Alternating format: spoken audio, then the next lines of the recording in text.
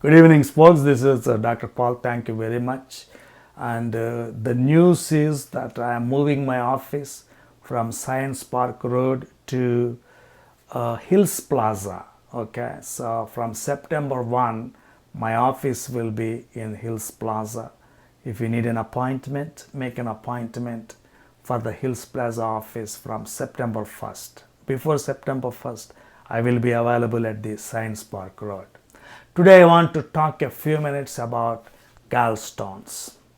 Gallstones, even though they sound so scary, they are basically hardened deposits of cholesterol. They are not like made up of some stony material. They are basically made up of cholesterol, little bit of calcium, little bit of protein, little bit of mucin.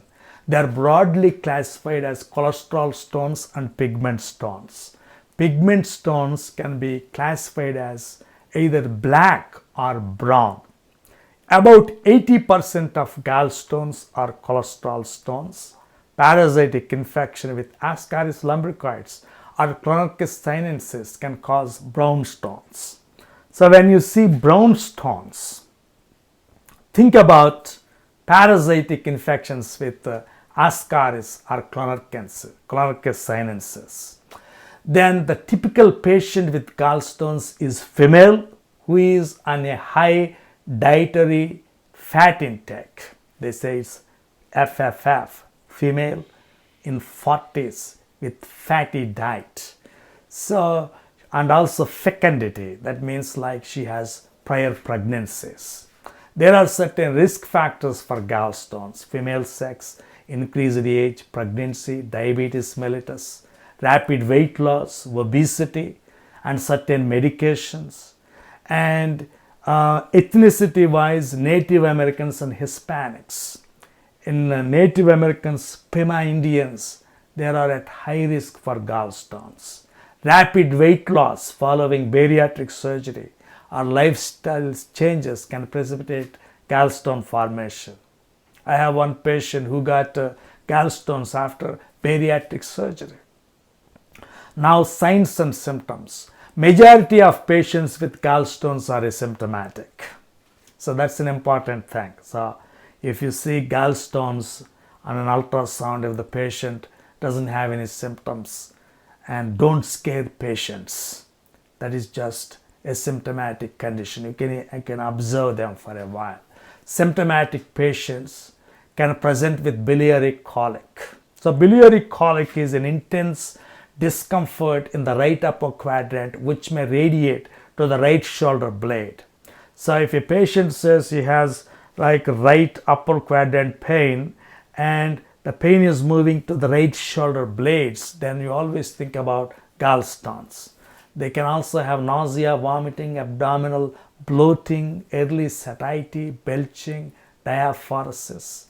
But biliary colic develops when a stone obstructs the cystic ducts, resulting in a progressive increase of tension in the gallbladder as it contracts in response to a meal. So patient basically eats a meal and the gallstone starts to contract, but its duct is obstructed by a stone, and as the gallbladder is trying to contract, that creates spasms and pain. The pain is severe and comes on abruptly, typically during night or after a heavy fatty meal. So those symptoms itself can help you to identify these patients. But you can do more specific tests. How do you diagnose? Transabdominal ultrasound. The most sensitive imaging modality to detect gallstones is ultrasound. Of course, you can do other labs, WBC, LFTs, but all these labs, they can be normal or elevated. WBC, LFTs, amylase, lipase, they could be normal even with gallstones. So you do not depend on them. The most important test is ultrasound. X-rays also do not help because more than 90% of these stones are cholesterol, and cholesterol is translucent. That means you do not see them on an X-ray. Treatment depends on symptoms.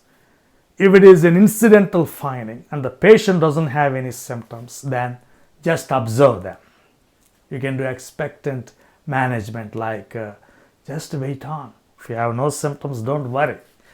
If they have symptoms, if they have biliary colic, then you need to find out the problem. You should give them pain control with ibuprofen or NSAIDs, or if the pain is severe, opioids. Then you can also give oral bile acid dissolution therapy with ursodeoxycholic acid, and you have to repeat ultrasound every 6 to 12 months to assess the response. You can also do percutaneous stone extraction. You can do lithotripsy, and surgery is the definitive treatment, like cholecystectomy. You just remove the gallbladder, and the prognosis is excellent with cholecystectomy. And now, what is the relationship between cholecystectomy and cancer? What is the risk of cancer? After cholecystectomy, the risk of esophageal, proximal small intestinal, and colonic adenocarcinomas, it is increases because there is increased duodeноgastric reflexes and changes in intestinal exposure to bile. So remember that after cholecystectomy, the cancer risk will go up because basically you have changed that bile atmosphere in the intestines. That's very important. And all these years we have heard that because gallbladder is a vestigial organ, you don't need it, get rid of this. And surgeons were removing gallbladders for every small reason in the world. And what happened? We have more and more people having intestinal cancers. You see, folks, there is a purpose for every organ. God put every organ in human body for a purpose. Don't call them vestigial and useless. If you have a gallbladder, keep it, because the risk of cancer has not increased. But if you have a cholecystectomy, then there is a high risk of cancer. And complications of gallstones: acute cholecystitis, obstructive choledocholithiasis. Basically, like a gallstone is leaving the cystic duct and it is going into the common bile duct. And you see, the bile is a sterile fluid. There is no bacteria in the bile. But when the stone is there, when it is obstructing the common bile ducts, this bile is sludging up, and the bacteria can grow in that bile and can cause cholangitis. And some suppurative cholangitis is actually an emergency. It's a surgical or endoscopic emergency. So you do not take these stones less seriously. And also, when the stone gets impacted near the ampulla of water, it can also cause pancreatitis. Gallstone ileus, when the stone goes into the intestines and also it blocks the intestines. Now, what is the relationship with pregnancy? Pregnancy is a risk factor for the development of cholesterol gallstones. Why? Because in pregnancy, both progesterone and estrogen are present and they increase bile lithogenicity. Progesterone decreases gallbladder contractility. So there is that sludge formation and increased risk of gallstones. Now let me ask you a few questions. What is the chief symptoms associated with gallstones? The answer: biliary colic. What is the most sensitive imaging test to detect gallstones? Ultrasonography. Then what is the most sensitive method to detect ampullary stones? That is percutaneous transhepatic cholangiogram. So I hope those points will help you, whether you are a doctor or a patient. Those facts about gallstones would help you a little bit. Please subscribe to our channel. Thank you so much.